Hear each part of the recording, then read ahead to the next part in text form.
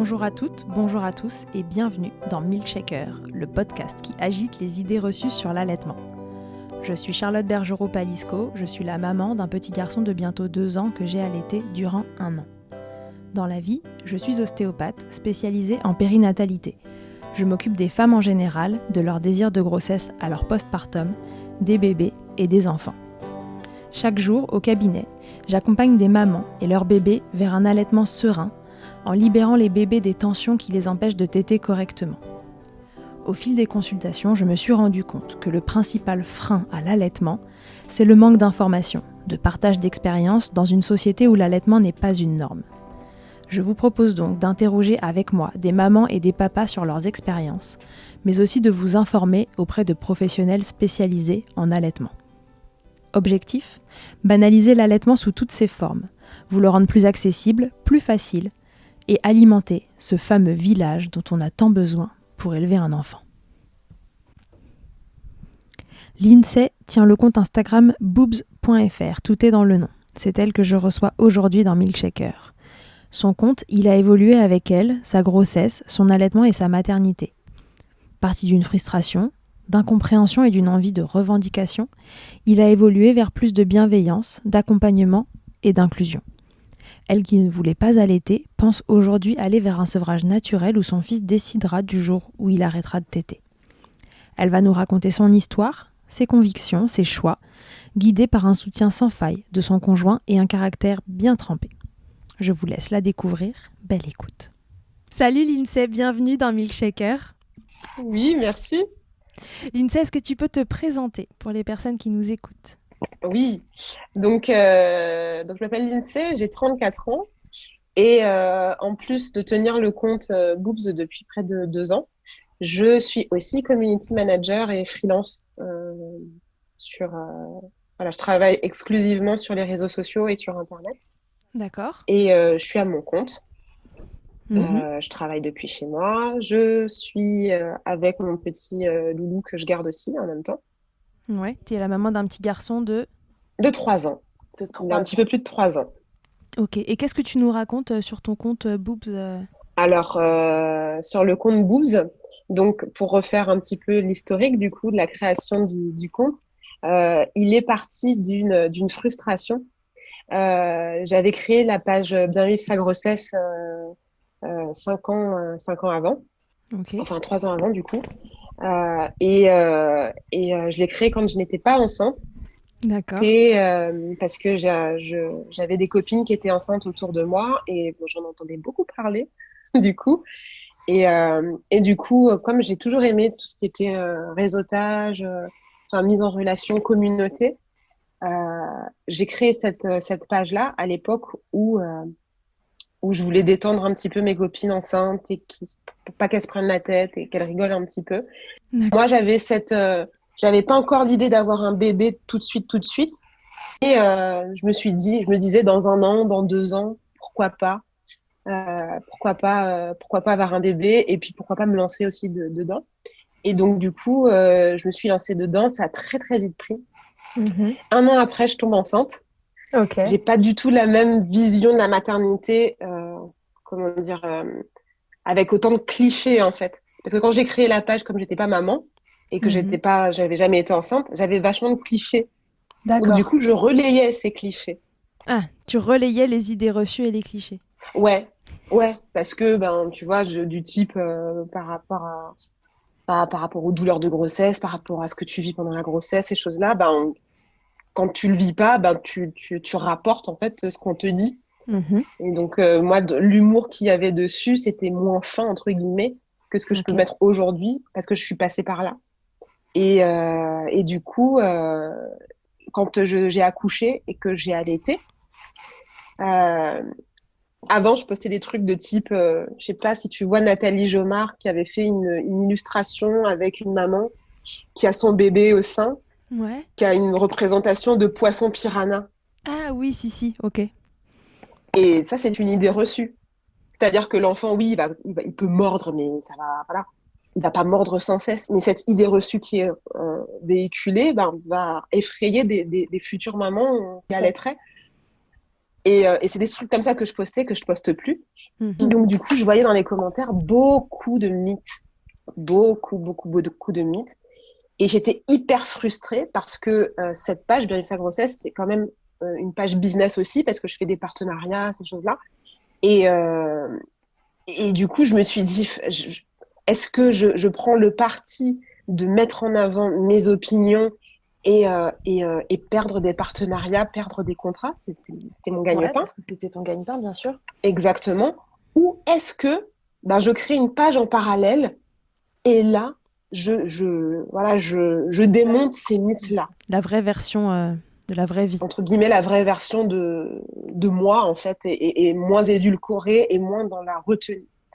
Et à l'époque, j'étais beaucoup plus frustrée et beaucoup plus énervée, en fait, par un système, par une qui nous valorisait, qui valorisait pas l'allaitement, qui laissait les mères de côté, et je prenais rien en considération autre que le fait que tu dois allaiter.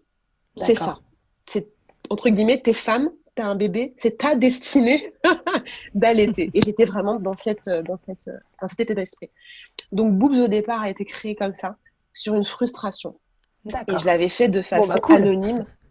Ouais, je sais pas si c'est cool dans le sens où j'étais vraiment énervée. Cool pour nous, je veux dire. Ouais, mais je sais pas non plus. Parce que c'est si tu vrai. veux, parce que j'étais dans le truc... la mère qui va pas, entre guillemets, essayer d'aller plus loin que même la première tétée, elle le fait exprès, elle a la flemme, c'est facile. Enfin, tu vois, j'avais ces idées butées parce que je me suis dit, moi, je me casse la tête à le faire. Pourquoi les autres, elles n'arrivent pas à le faire? Je comprends pas. Oui. C'est pas normal. Et j'avais perdu en bienveillance à un moment Absolument. donné. C'était absolument pas bienveillant. Absolument pas bienveillant. C'était vraiment très binaire. C'est soit tu le fais, soit tu le fais pas. Si tu fais pas, c'est pas bien. Si tu fais, d'accord.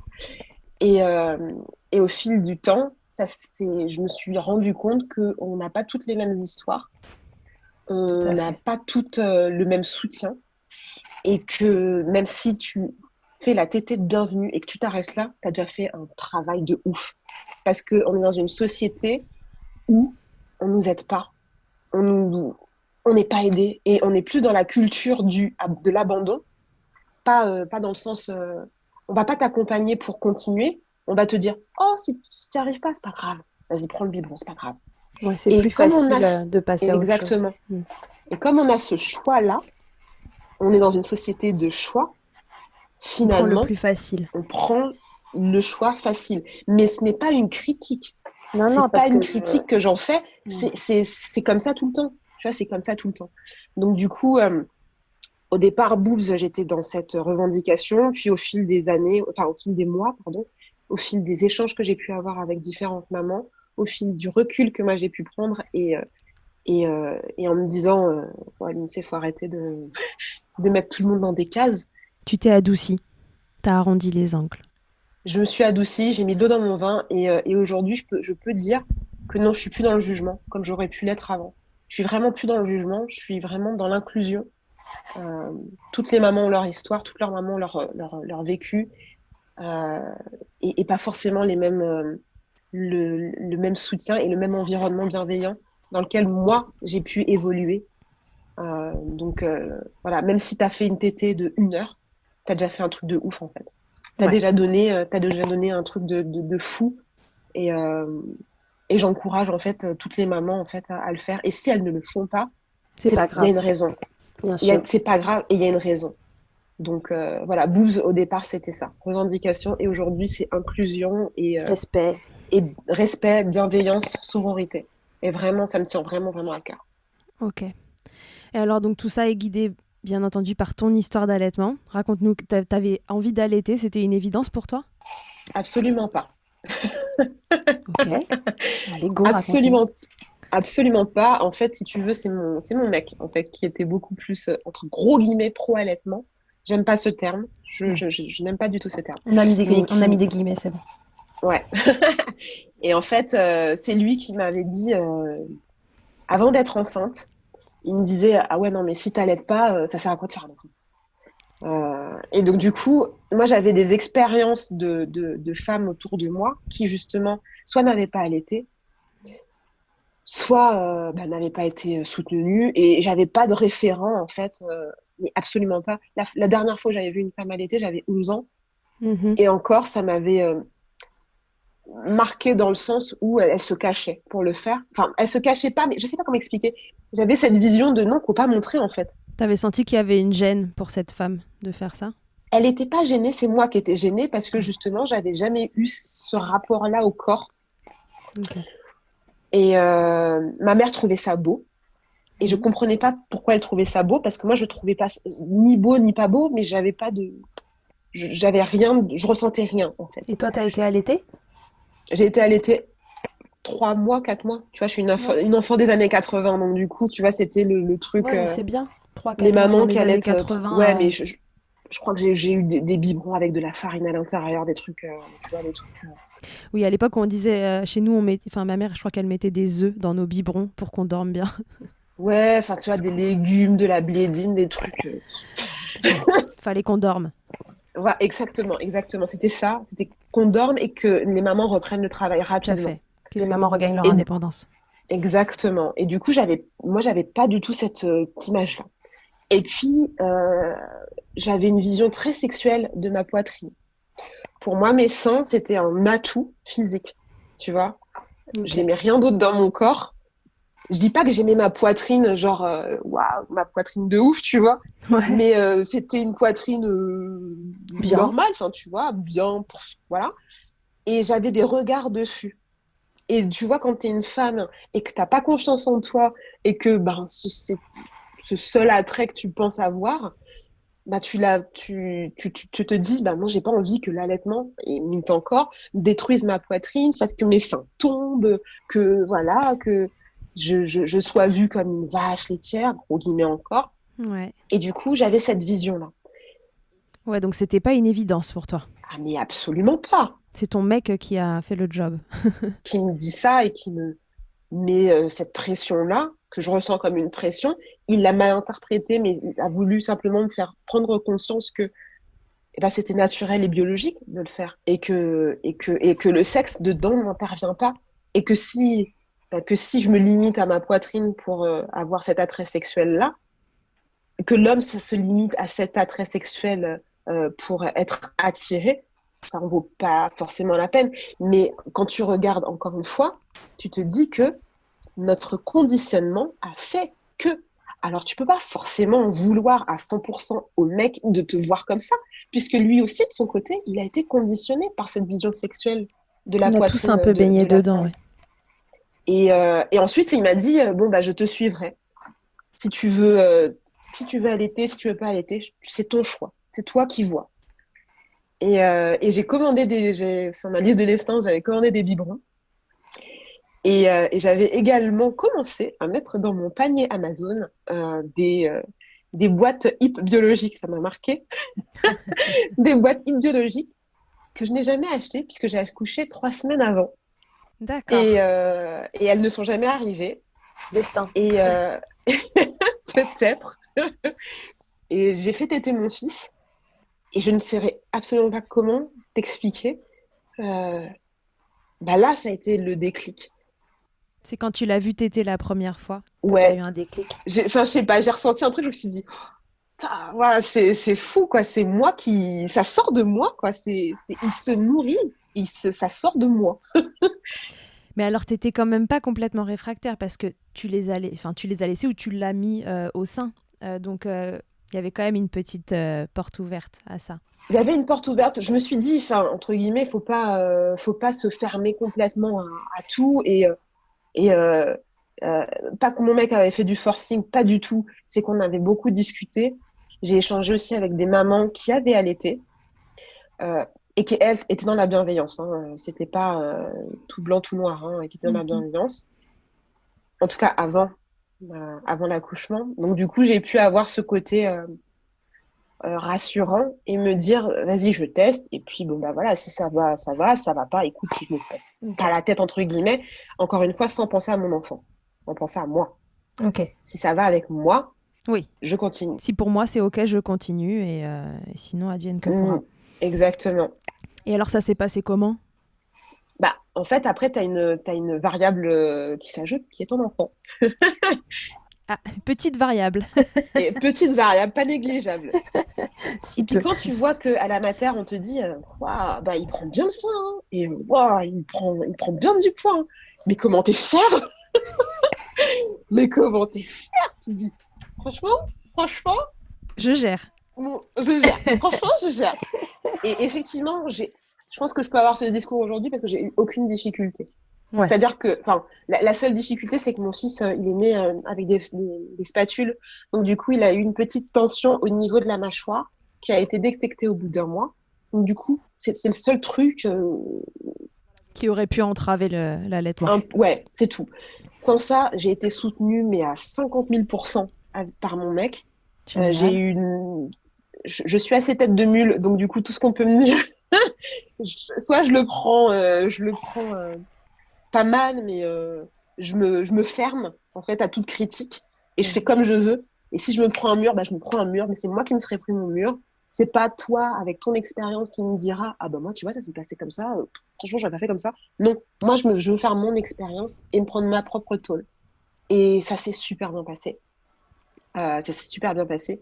Après, je vais Et pas te mentir, des fois j'étais fatiguée, des fois j'ai voulu arrêter, Mhm. mais j'avais toujours mon copain derrière. Qu'est-ce qui était dur? C'était la fatigue? C'était que ce premier mois, t'avais mal? Non, la fatigue. la fatigue.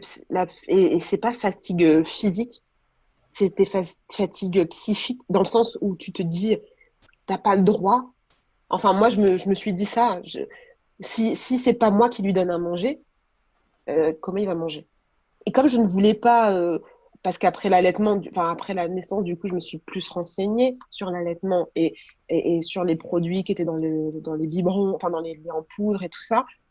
Et je me suis mise dans des groupes donc, que je recommande pas aujourd'hui, mais qui étaient très sectaires et très arbitraires.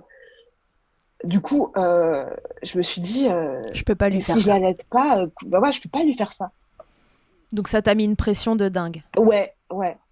Et la fatigue, quand t'es pas maman, t'as pas le droit, tu peux pas dire que t'es fatiguée. C'est C'est pas ta teuf du samedi soir qui te fatigue, hein. la teuf du samedi soir, tu dors jusqu'à 4 heures le lendemain. Mais là, ça Pas de n'existe problème. plus. Et du coup, ouais, cette fatigue, parce que je dors, je suis toujours en cododo avec lui, mais je dormais en cododo et j'avais cette nouvelle responsabilité qui était de nourrir mon enfant. C'était le poids des responsabilités, le poids de cette charge qui te tombe dessus en fait quand un enfant arrive et le côté avec l'allaitement, ça en surajoute une couche parce que c'est toi qui le nourris et que t'as cette responsabilité-là en plus à porter. Ouais, prise de poids, enfin tu vois les trucs quand ils sont. Alors je me prenais pas la tête à le peser tous les 3 jours, tu vois, mais cette pression qu'on te met aussi, tu vois, Oui, cette pression qu'on te met, oui, bien sûr. qui te dit, j'ai souvenir à ces 2 mois, 3 mois, ouais, il va falloir commencer à arrêter un petit peu de lui donner la tétée tout le temps et à essayer d'introduire un petit peu de la nourriture. Il faudrait essayer de faire moins cododo et qu'il aille dormir dans sa chambre tout seul pour que vous puissiez vous retrouver avec votre mari. Je suis désolée, je viens de me faire exploser la chouchoune, je vais pas penser là tout de suite. C'est moi qui décide de ça. Et je suis déjà dans ma fatigue, il faut que je me reconstruise, il faut que je réapprenne à me connaître en tant que femme, en tant que mère, j'ai un nouveau rôle. Enfin, il y a tout ça, il y a tout ce mélange. Et l'allaitement se rajoutant, c'est pas une cause, c'est un mélange de tout en fait. Et je vais pas dire que c'est l'allaitement qui fait ça, pas du tout. C'est vraiment un tout, un ensemble. Ok. C'est vraiment un ensemble, ouais. Donc toi, c'est la fatigue qui a été cette fatigue psychologique là que en tant que maman on s'impose, que la société impose aussi, qui t'a éventuellement à un moment fait te poser la question est-ce que je continue ou est-ce que je continue pas? Ah ouais, mais carrément, tu vois. Et puis quand t'entends tes copines qui te disent, enfin, ouais, qui te disent, ah ouais, bon moi je l'ai passé au biberon et là, il a fait ses nuits. Tu vois, je fais, mais, enfin, le biberon c'est pas la solution miracle. Et puis t'as autant des bébés qui sont passés au biberon qui ne font pas tes nuits, mais qui dorment. Mhm. tes nuits. Autant tu as des bébés à l'été qui vont dormir, voilà, et Très vite. qui vont dormir très vite seuls, sans accompagnement. Ça, c'est pas une science exacte, en fait. Non, ça se saurait. Et je me suis dit, bah, heureusement que je suis une tête de mule, parce que j'aurais pu, en fait. J'aurais pu passer. Et c'est aux 5 mois de mon fils que je me suis dit, ouais, vas-y, là, j'en peux plus. Là, j'en peux plus. Je tétais tout le temps, j'en peux plus. Et mon copain qui m'a dit, mais là, t'as fait le plus dur, en fait.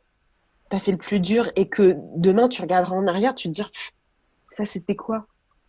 C'est vrai que sur l'instant, c'est quelque chose qui est difficile et que je parle au nom de mon copain, je peux pas le comprendre, je peux pas le vivre, je peux pas le comprendre, je ne suis pas à ta place, je peux t'accompagner, tu vois.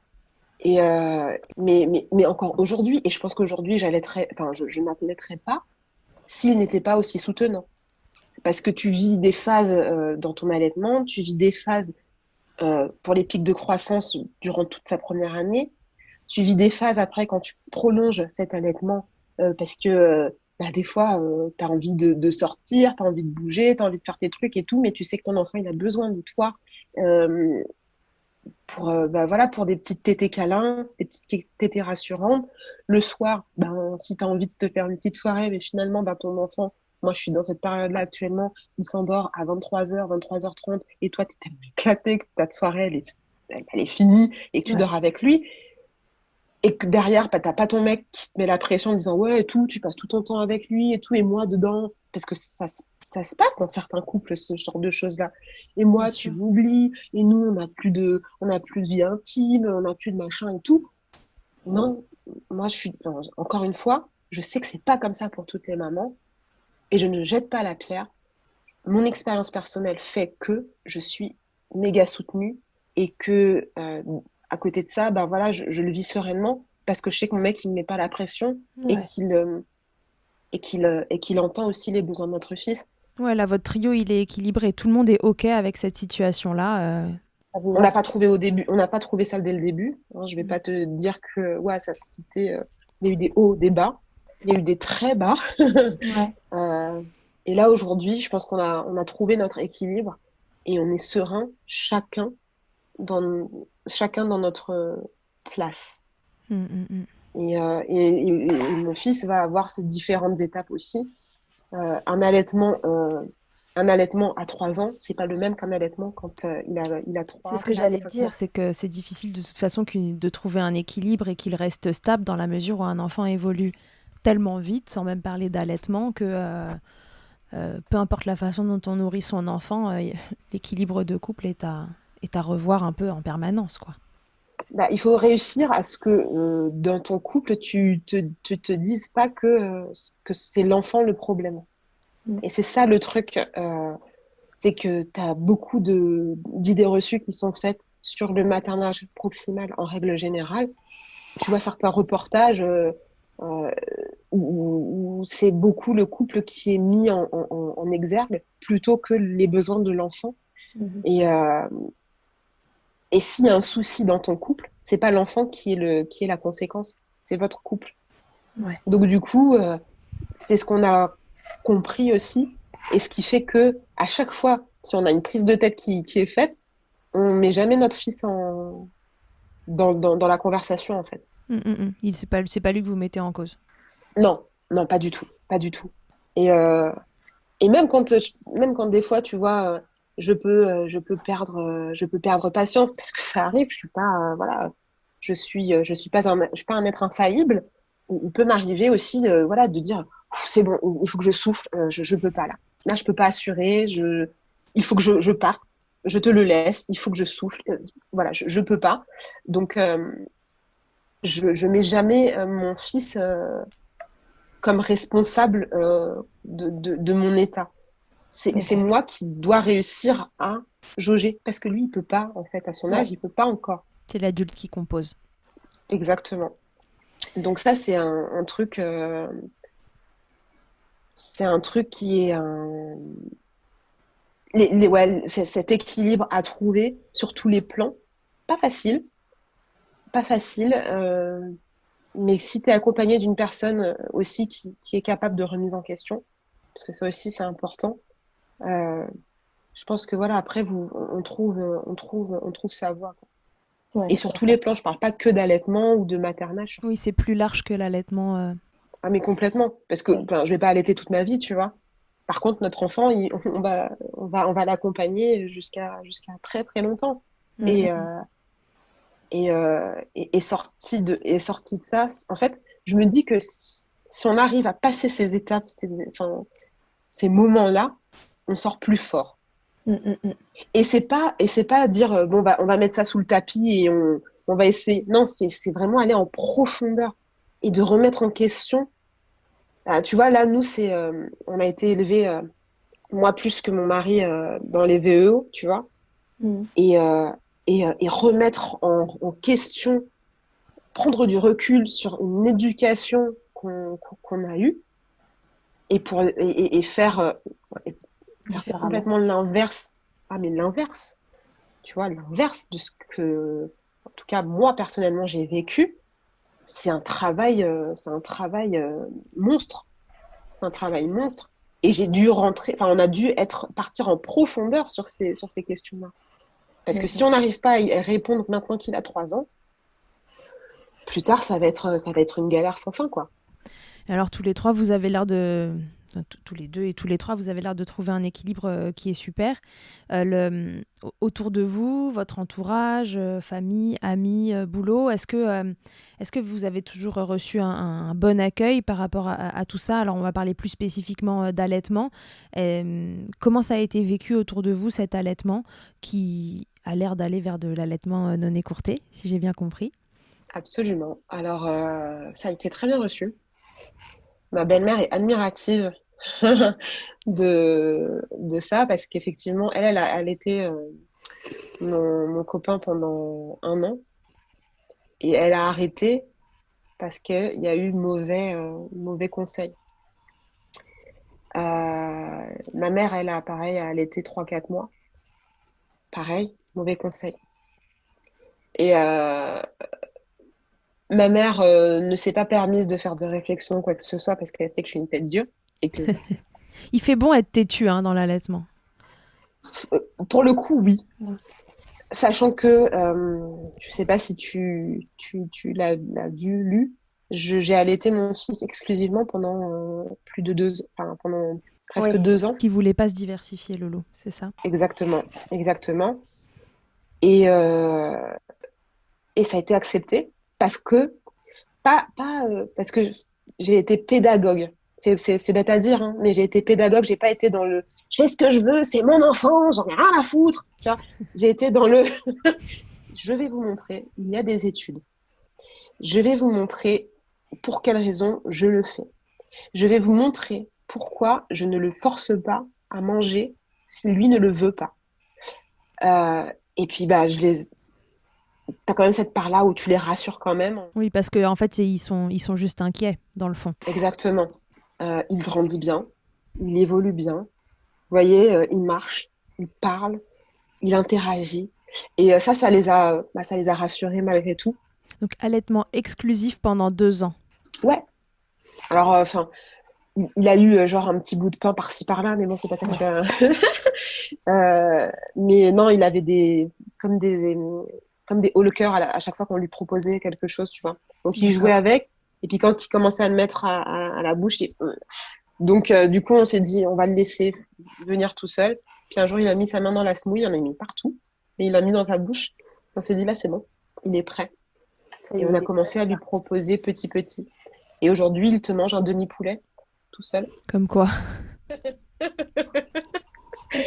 Donc voilà, il s'avère que non, il n'a pas de... Donc, a priori, tout roule.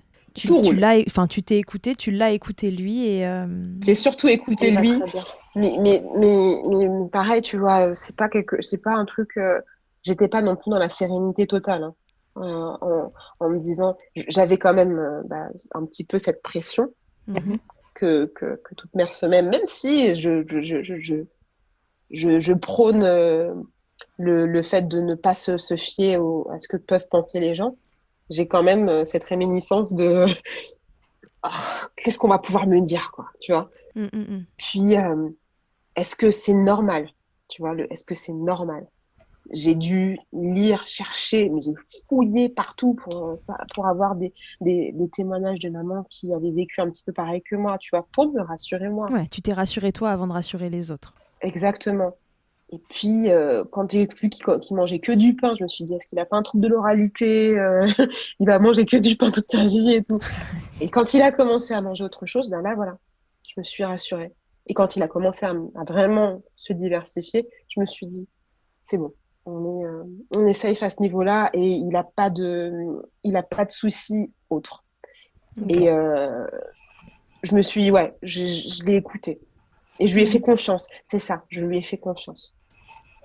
Tu bosses de la maison, si j'ai bien compris. Est-ce que ton fils est gardé une partie du temps? Est-ce qu'il y a eu un moment où tu as eu à t'organiser dans ton allaitement pour qu'il prenne du lait maternel en dehors des moments où il était avec toi? Ou est-ce que tu as pu être avec lui tout le temps où il a eu besoin d'être au sein et que du coup, tu n'as pas eu d'organisation à mettre en place, type tire-lait, biberon ou autre contenant?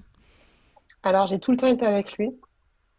Les deux fois où j'ai dû me séparer, je suis finalement revenue le chercher. Je me rappelle, j'avais un événement. Alors, je travaille dans le milieu de la maternité, enfin, dans le milieu parental. Donc, du coup, mes rendez-vous professionnels ou ces choses-là, quand il y a un enfant, c'est pas gênant. Ils sont petits, c'est moins gênant que si je travaillais dans le BTP. Donc, du coup, j'ai toujours, il était en portage avec moi. Et du coup, je l'ai toujours eu avec moi. Et la seule fois où j'ai tiré mon lait et que je l'ai mis dans un bidon en cuillère et qu'il devait rester avec son père, ça s'est pas bien passé. Et pareil, encore une fois, je sais pas si c'est l'instinct maternel ou je sais pas quoi, j'ai eu une boule au ventre pendant tout le truc. Et mon mec m'avait envoyé un texto en me disant franchement, il pleure tout le temps, il est pas bien, je sais pas comment le calmer, il prend pas le lait et tout. Je suis partie. Je suis partie, je suis allée le rechercher et il est resté avec moi. Et c'était les seules fois. D'accord. Et aujourd'hui, et là, il commence à être grand. Il commence à être grand, tu vois. Là, on peut faire ce podcast-là sans qu'il ait besoin de venir téter ou quoi que ce soit parce qu'il est occupé. Donc, du coup, il s'occupe pas de moi, entre guillemets. Non, quand t'es là, il t'aide. Si t'es pas là... Exactement. Il a toutes ses activités, enfin, il fait ses activités et il se prend pas, il ne pense pas à téter. Ce qui n'était pas le cas quand il avait 1 an et demi, 2 ans. Donc aujourd'hui, non, il n'y a pas de, j'ai plus cette crainte-là. Ok. Là, il a 3 ans. Vous allez donc plutôt vers un sevrage naturel. C'est ça ton envie? Oui. T'as envie que ce soit lui qui décide à quel moment ça s'arrête?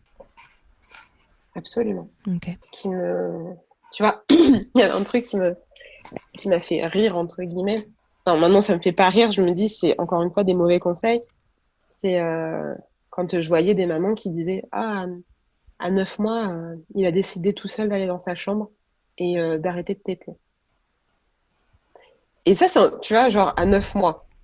J'ai une copine actuelle, je me rappelais même plus. Enfin, tu sais, quand ton enfant, il a 3 ans, 4 ans plus, tu te rappelles plus comment il était quand il avait 9 mois, tu vois. Ouais. Je me dis, il a pu parler pour te dire ça? Comment il a fait? et tu vois, c'est encore une fois, quand tu vas parler avec une maman, tu sais pas derrière tout ce qu'on lui dit. Tu sais pas son entourage, tout ce qu'on peut lui dire. Et elle se convainc, en fait, finalement, elle-même, que c'est l'enfant qui a fait cette demande-là, ou qui a exprimé ce besoin-là. Oui, parce qu'un sevrage naturel, ça apparaît. Entre 2 ans et demi et 7 ans. C'est très large, mais à 9 mois, un enfant ne se sevre pas tout seul. Non, il y a toujours une raison. Un enfant n'arrête pas du jour au lendemain comme ça.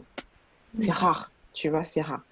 Donc toi, ça y est, t'es rentrée dans cette phase où demain, il pourrait commencer à... Ouais, mais aujourd'hui, il pourrait arrêter. C'est paradoxal parce que des fois, tu sais, je me dis, wow, voilà, même si on est en train de faire le podcast ensemble, mais c'est mon moment à moi, tu vois. Je suis pas embêtée ou quoi. C'est mon moment à moi. Mais Mais en même temps, je me dis, si demain ça s'arrête, Aïe, quand même. mais d'un côté, je me dis, c'est pas moi qui aurais décidé. Tu vois, c'est pas moi qui lui dis, aujourd'hui, pas de tété. Tu vois, aujourd'hui, c'est fini. C'est pas moi qui fera cette démarche. Si lui me le dit, je te le dis aujourd'hui parce que peut-être que, comme je suis pas prête, mais si c'est lui qui me fait la demande, peut-être que je l'accueillerai, peut-être avec un petit pincement, mais je me dirais aujourd'hui, voilà, je peux reprendre entre guillemets ma vie. Sereinement, c'est lui qui aura décidé, il aura fait son cheminement. Exactement. Qu'est-ce que ça a changé, Lindsay, cette expérience d'allaitement dans ta vie? Alors au niveau pro, on l'a compris, ça t'a fait créer Boobs et ça, j'imagine que ça a fait énormément évoluer ta vie professionnelle. Et à titre perso, qu'est-ce que ça a donné? À titre perso, ça m'a fait prendre conscience qu'il fallait que je sois indulgente avec moi et que je, je m'accepte telle que je suis, avec mes failles, avec mes forces, avec mes failles, mais surtout avec mes failles. Et que je ne suis pas perfection et que, tu vois, physiquement, ça m'a fait, tu vois, je suis en au bras. Et avant, j'avais le truc, pas le push-up, mais le truc ici, avec le soutif, avec les bourrons, genre les seins parfaits. Aujourd'hui, je suis sans soutif et je m'accepte. Je regarde pas les gens en train de dire « Oh, ils vont voir mes seins, ils tombent. » et tout. Non, je m'en fous, en fait. Est-ce que ça date des premiers jours où tu nous racontais tout à l'heure, où tu t'es dit « Waouh, je suis en train de le nourrir, genre c'est ça qui sort de moi », tu nous as dit, et que ta jauge de confiance a... Oui, mais ça a été crescendo. Après, le no-bras, ça fait 1 an. D'accord. Et ça fait, je vais te dire, 6 mois, 6 mois où je regarde pas les gens, voir s'ils me regardent. Tu les regardes pas te regarder. J'en ai rien à faire. Franchement, j'en ai rien à faire. Je sors, je suis pas maquillée. Le no make-up, ça fait un moment déjà. J'ai des poils sous les bras, je m'en fous. Enfin, je m'accepte comme je suis en me disant je m'aime en fait. Je suis pas une bombe atomique, hein, c'est pas dans ce sens-là. C'est que je m'accepte avec mes défauts, avec mes qualités, avec voilà, je m'accepte tel que je suis. Et je pense que oui, l'allaitement y a contribué, tu vois. Genre avant, mais jamais j'aurais sorti mon sein, quoi. Ça t'a permis de t'accepter. Mais complètement. Au début de mon allaitement, jusqu'aux 3 mois de mon fils, je pouvais partir d'une réunion d'amis pour aller faire la tétée chez moi. Et je me mettais même pas dans un coin à part, hein. Je mettais même pas un linge sur moi. J'écourtais notre rendez-vous pour rentrer chez moi. J'allais pas trop loin de chez moi non plus, tu vois. Genre, j'allais... le plus loin où j'allais, c'était à 10 minutes, un quart d'heure à pied de chez moi. Et encore, c'était un petit peu loin, tu vois, pour pouvoir rentrer rapidement. Ouais, au cas où. Et encore une fois, c'était parce que c'était l'image que j'avais pu avoir. Par exemple, j'avais une copine qui avait accouché un an ou 2 ans avant et on était au resto. Tu sais, c'est des petites anecdotes comme ça qui te marquent. J'étais au resto avec elle et face à moi, elle devait nourrir son enfant, ou elle devait le faire téter. Et elle fait, ça te gêne pas? Je dis, bah non. Et tu la voyais qui se débattait avec son linge pour que personne ne voie et tout. Son enfant qui tire, qui s'en remet. Mais tu sentais qu'elle n'était pas bien, en fait. Tu vois, tu sentais que c'était pas... Et moi, j'avais cette image-là. Je me dis, attends. Enfin, tu vois, les gens, le regard des autres derrière et tout. Et j'avais cette image-là plutôt, en fait. Et du jour où je me suis dit, franchement, on s'en fout, quoi. Mon fils, il a faim, quoi. Je ne fais rien d'indécent. Il a faim. Donc, du jour où, tu vois, ça te rentre dans la tête et que tu l'intègres dans ta matrice, rien d'autre ne compte. Et c'est vrai que, tu vois, peut-être au tout début, je regardais un petit peu autour de moi. Et puis, aujourd'hui, je sais pas comment t'expliquer, c'est comme une bulle de protection autour de toi où tu ne vois plus rien. Et encore maintenant, tu ne vois plus rien. Et maintenant, mon fils peut téter, je suis là comme ça en train de parler avec... et je suis plus en train de me dire, attends, est-ce qu'il me regarde, machin. Et c'est peut-être les gens qui sont avec moi qui vont noter que des personnes peuvent regarder. Une petite anecdote qui est très récente, qui date d'il y a 2 semaines. Sur mon Insta, j'ai mis des photos avec 2 copines on allait dans un parc. Et t'avais un mec qui est venu. J'ai pas tout de suite tilté, tu vois. Il s'est posé un petit peu plus loin derrière. Il a mis son vélo entre lui et nous Ouais. pour pouvoir nous observer. Et c'est qu'après qu'on soit parti que j'ai capté en fait que le mec, il est parti en même temps que nous en fait. Et c'est une de nous qui était là et qui, elle, moins sûre d'elle par rapport à l'allaitement et qui tu vois, qui est encore dans le, je vais regarder un petit peu si on Ouais. me voit et tout, et je vais essayer d'être discrète, C'est elle qui l'a remarqué. qu'il a remarqué. Alors que moi, j'ai tilté, mais quand on est parti, j'ai fait des rapprochements. Et pour te dire du coup que voilà, mon cerveau, il a vrillé en fait dans Voilà. j'en ai rien à foutre en fait de ce que peuvent penser les autres, Rien à si faire. le mec regarde, ce sont ses névroses à lui. Ça te regarde pas. C'est pas de ta faute. T'en es pas la cause. Je n'ai rien à me reprocher. C'est lui qui a ses névroses et moi, j'y suis pour rien en fait. Ok. Et encore une fois, c'est prendre en considération les besoins de mon enfant qui voulait téter à ce moment-là. Je vais pas le faire attendre parce qu'il y a un pervers en face en fait. Qu'est-ce qu'il va faire de plus que de regarder? Tu vois? Je me limite plus à ça. Tu leur dirais quoi du coup à ces mamans qui ont envie d'allaiter ou qui se posent la question est-ce que j'allaite pas, ou alors j'ai envie et puis je sais pas si ça va marcher, ou j'ai hyper envie mais j'ai peur. Enfin, qu'est-ce que tu dirais à une maman qui se pose des questions sur l'allaitement? Ce serait quoi ton meilleur conseil? Alors, de bien se renseigner, de bien se renseigner, parce que être renseigné, c'est la meilleure des défenses et des attaques aussi. Même si être dans l'invective ne permet pas de faire avancer les choses, c'est de se protéger. Ouais. Parce que si tu sais que, encore une autre anecdote, mais par exemple, tu vois, l'allaitement, si tu sais que le lait maternel n'est pas cariogène et que tu vas chez le dentiste et qu'il te dit arrêtez d'allaiter parce que ça lui donne des caries, c'est con, hein, mais c'est un truc, quand tu es une jeune maman, que tu n'es pas informée et tout, Si tu sais pas. ça s'arrête. Quand on te dit oui, va falloir arrêter le jour où il aura ses premières dents, tu sais que c'est con aussi, en fait.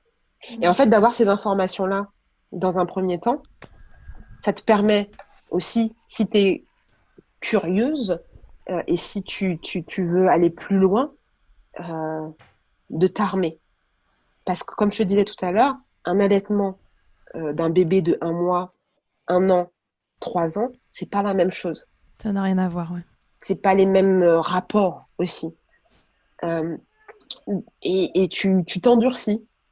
Tu t'endurcis. Et de ne pas se fier aux expériences des autres. C'est ton allaitement, c'est ton aventure. Même si moi aujourd'hui je te raconte mon histoire d'allaitement, ce sera pas la même que la tienne. Même si moi je te raconte aujourd'hui que mon allaitement s'est bien passé, peut-être que toi tu auras besoin de support supplémentaire, que tu auras besoin d'informations supplémentaires. Peut-être que tu arriveras à 1 an et que tu en auras marre et que tu auras personne derrière qui te dira vas-y meuf, tu as réussi à aller jusqu'à 1 an. Franchement, après c'est du bonus et fais-le en étant accompagné et d'être entouré. Voilà, d'être entouré, informé. Et pour moi, c'est les clés principales. Parce que t'as des femmes qui vont être dans j'ai envie d'allaiter jusqu'au sevrage naturel. Puis des fois, tu vas, voilà, elles ont donné un biberon, elles ont donné une tétine. Pourquoi? Parce que derrière, tu as peut-être le copain, la belle-mère, la cousine, la sœur, la copine qui va dire ouais, vas-y, donne la tétine, c'est pas grave. Tu vois? Oh, donne le biberon, c'est pas grave. Moi, ça a fonctionné. Tu vois? Moi, ça n'a rien changé. Chaque histoire est différente. Donc, ne le généralise pas. Et elle voulait allaiter très longtemps, mais conditionnement oblige, le conditionnement trop ancré a fait qu'elle n'a pas réussi à aller jusqu'où elle voulait, en fait. Disons que chacun fait ce qu'il veut, chacun gère son allaitement comme il veut, mais par contre, en fonction de son projet, il faut qu'il soit informé de la bonne façon. Pas que l'allaitement. Sa maternité, en règle générale, tu la fais comme tu le sens. Si l'enfant n'est pas en danger, tu le fais comme tu le sens. Voilà. Mais ton conseil, c'est informe-toi en fonction de ton projet. Ouais. Moi, de base, j'avais dit, allez, vas-y, j'allais 3 mois. Bon, allez, 6 mois. Bon, allez, 9 mois. Et ben là, on en a 3. Et je compte arrêter quand lui aura décidé d'arrêter. Les envies évoluent aussi avec le temps, se laisser bercer un petit peu par... Ah, mais complètement. Et se faire confiance. Et se faire confiance, tu vois. Parce qu'aujourd'hui, on ne nous laisse pas prendre en... Pas prendre en compte, mais on nous laisse pas nous réapproprier notre maternité. Dès la maternité, justement, dès l'accouchement, on est faussement guidé sur des généralités. Tu vois, genre la sage-femme, fais comme ci, fais comme ça, fais comme ci, fais comme ça. Et tu peux même pas te faire confiance, en fait. Et on en revient à mon pétu, mais à la maternité, j'ai aussi été soutenue par mon copain, qui, voilà, on a fait barrière, en fait. On a fait front, des fois, sur des trucs sur lesquels, voilà, on s'était renseigné. On a fait front. Il a dormi avec moi tout le temps. Dès le premier jour, il n'a pas été dans son petit lit cododo, il a dormi en cododo avec moi. Il était en peau à peau avec moi. Je pense que ça aussi a contribué à ce qu'il prenne du poids plus rapidement et qui se remplume, on va dire, parce qu'il est né donc 3 semaines avant, il faisait 2 kg 800 et quelques, une petite crevette, et il a pris, on est sorti de la maternité, je sais pas, il faisait 3 kg 4, je crois, on est resté 4 jours, et il a tété non-stop, il était à mon sein, enfin il était sur moi, donc il avait mon sang à proximité, et c'est pas des trucs qu'on va dire tout le temps. Si la mère, elle va émettre la moindre crainte dans certaines maternités, c'est donnez-lui un complément ou donnez-lui un biberon, ça va vous reposer, tu vois. Et j'ai été contente de pas avoir ça, mais il faut qu'on puisse se réapproprier, il faut qu'on puisse nous laisser la chance de nous réapproprier notre maternité. Et pour ça, il faut s'informer et se faire confiance. Je dirais même plus se faire confiance avant de s'informer, dans le sens où, tu vois, des femmes n'ont pas forcément accès à cette information, même si, d'accord, on est en 2020, d'accord, il y a Internet, mais certaines femmes n'ont pas ces accès-là et n'ont pas la chance d'eux. Donc, c'est se faire confiance. Les femmes, les mères existent depuis que le monde est monde. C'est hyper cliché ce que je viens de te dire, mais les femmes existent et le monde est monde et la race humaine est là, en fait, depuis des millions d'années. Et il n'y a pas eu besoin il y a pas eu besoin de nous apprendre comment faire. On s'est copié, tu vois. Et c'est ça qui manque aujourd'hui. On est dans une société tellement individualiste qu'on se réfère à cette blouse blanche qui va te dire fais comme ci, fais comme ça. Et non pas à nos sœurs, à nos mères, à nos amis. On se transmettre ces informations. Ça se fait plus. En tout cas, en Europe, ça se fait plus. Tu vois. Et c'est ça qui manque cruellement aujourd'hui. Donc, se faire confiance et se dire, tu l'as porté 9 mois. Il est sorti, il est bien. Pourquoi ça n'irait pas après? Pourquoi tu n'aurais pas les capacités de le faire? Tu as des seins. Tu as des seins qui sont fonctionnels. Pourquoi ça n'irait pas? Alors oui, aujourd'hui, il y a les progrès de la médecine qui font qu'aujourd'hui, tu peux détecter un frein et savoir, ou d'autres pathologies. Ça va t'aider. Mais il faut que tu arrives à te faire confiance. Tu le mets au sein, il va téter. C'est physiologique. Il tétera, tu vois. Et qu'on te montre de façon bienveillante. Pas qu'on arrive et qu'on te mette la tête du bébé, tu vois, et qu'on te mette, voilà. Non, qu'on te le montre avec bienveillance. Qu'on te le montre comme si on t'apprenait à faire un gâteau, tu vois. Donc, en un mot, tu leur dis de se faire confiance. Se faire confiance, ouais. Se faire confiance et s'écouter. Instinctivement, tu sauras le faire. Moi, j'avais personne, tu vois. Moi, je savais pas.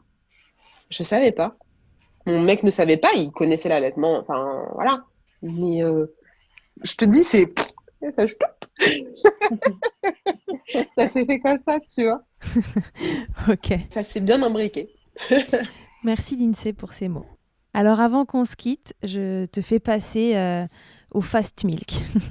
Le Fast Milk, c'est cette interview de fin, j'allais dire de fin de TT, pas du tout, de fin de podcast, où je te pose quelques questions. Lindsay, quelle est ta tétée la plus insolite? La tétée la plus insolite, c'est aux toilettes. Alors, c'est pas... C'est la première fois qu'on me la sort. Alors que je suis sûre qu'il y en a plus que ça, au final. Il y en a plus que ça, mais si tu veux, je me suis jamais dit un jour dans ma vie qu'au moment où je devais faire caca, je ne pourrais pas le faire en toute tranquillité et que j'aurais un petit bout en train de téter et être en train de kiffer téter. Donc la tétée aux toilettes, parfait. Téter aux toilettes. Elle est bien insolite, j'aime. Le truc le plus glamour, Lindsay, qu'il t'ait été donné de vivre durant ton allaitement, ça peut être ironique ou non, bien sûr. Le plus glamour, ça va être les fuites de lait. Où tu t'arrives, t'essaies de te saper un petit peu et t'arrives, t'es en train de dégouliner et tout, ton bébé qui pleure. Pardon, je vais me changer. Je lui donne à manger et je vais me changer. Voilà. Donc après, je dirais pas que c'est glamour ou pas glamour, c'est naturel, mais c'est nous qui nous mettons cette vision de non-glamour du lait qui coule, tu vois. Donc voilà, je dirais ça. Je dirais ça plutôt. Ok. Ta position préférée dans le Kama Sutra de l'allaitement? Je sais pas si ça existe dans le Kama Sutra, le côte-côte, mais ça va être ça. C'est quoi côte-côte? C'est mon fils qui est... moi, je suis allongée sur le côté et lui qui est contre moi en train de téter. C'est la position... voilà. Donc, c'est la position qu'on a adoptée depuis qu'il est tout petit et qui est encore adoptée aujourd'hui. C'est votre préférée? Et ouais, c'est la préférée. Si en un mot, tu pouvais me résumer ton allaitement jusqu'à aujourd'hui? Je ne dirais pas parfait, parce que la perfection n'existe pas, mais complice. Parce qu'on a réussi à bien matcher et à bien évoluer ensemble. Donc, complicité. Ok. Merci beaucoup, Lindsay, d'avoir accepté de répondre à l'interview de Milkshaker. Merci pour ton énergie, la confiance que tu vas donner aux mamans et puis cette histoire qui, somme toute, est assez simple, même s'il y a toujours des hauts et des bas. On sent que c'était une histoire qui a roulé globalement. Et c'est bien d'entendre ça aussi de temps en temps parce que parfois l'allaitement, c'est quand même galère sur galère et ça fait du bien d'entendre que parfois et même souvent, en fait, ça se passe très bien. Donc merci pour ton témoignage. Vous pouvez suivre Lindsay sur son compte Instagram boobs.fr. Et alors du coup, est-ce que cette histoire de Facebook de maternité existe toujours, hein? C'est ça, ça n'a pas été remplacé, ça existe toujours. Exactement. Non, c'est bien vivre sa grossesse. Voilà, bien vivre sa grossesse. Vous pouvez la suivre sur ces deux comptes-là et aller pêcher les informations qui vous plaisent, qui ont donc évolué au fil du temps et des expériences de Lindsay. Et je rajoute juste qu'il y a un petit, pareil, un shop où dessus je fais des t-shirts. Alors, pour l'instant, ils ne sont pas allaitement, mais on exclut là. Il y a une démarche pour les faire en version allaitement. Cool. Donc, c'est boobs.shop. Boobs.shop. Ok, toutes les infos sont trouvables sur tes comptes. De toute façon, tu nous diras tout dès que ça sort. Absolument. Génial. Merci. Et à tous et à toutes, à bientôt dans Milkshaker. Merci beaucoup d'avoir écouté cet épisode de Milkshaker. Vous pouvez suivre l'actualité du podcast sur le compte Instagram du même nom et sur mon site internet charlotte-bergerot.fr dans la rubrique podcast. Vous y trouverez aussi une série de tutoriels pour mamans et bébés réalisés durant le confinement. Si vous avez apprécié ce podcast, n'hésitez pas à le soutenir en laissant un commentaire, en lui attribuant 5 étoiles ou encore en parlant autour de vous. Je vous laisse comme toujours en compagnie d'Emma et de son titre Albidaire qui nous accompagne depuis le démarrage de Milkshaker. Je vous dis à la semaine prochaine pour un nouvel épisode. D'ici là, comme d'habitude, prenez soin de vous, milkshakez autant que vous le voudrez et bousculons ensemble les idées reçues sur l'allaitement maternel. I hate to see you down. Can't stand to know your hurt. When you say it's getting loud, voices in your heart. You know I get it, so let it all out. Keep your head up, your masterpiece, and I'll swear that I'll be there by your side. A text away, you know you can find me. It just takes a whisper and I'll be there to listen. I got you, I'll fight with you, 'cause I love you. I'll be there, I'll be there, oh I'll be there, I'll be there. I know I'm not perfect, sometimes I look myself, but I hope you know I care. You can meet me anywhere, and you know I get it, so let it all out. If anyone comes at you, then I'll swear that I'll be there by your side. A text away, you know you can find me. It just takes a whisper and I'll be there to listen. I got you, I'll fight with you, 'cause I love you. I'll be there, I'll be there, oh I'll be there, I'll be there. Just me every time I have you back, and I know that you do the exact same for me. Side by side, don't even need to talk. You know I get it, so let it all out. Keep your head up, your masterpiece, and I'll swear that I'll be there by your side. A text away, you know you can find me. It just takes a whisper and I'll be there to listen. I got you, I'll fight with you, 'cause I love you. I'll be there, I'll be there, so I'll be there, I'll be there.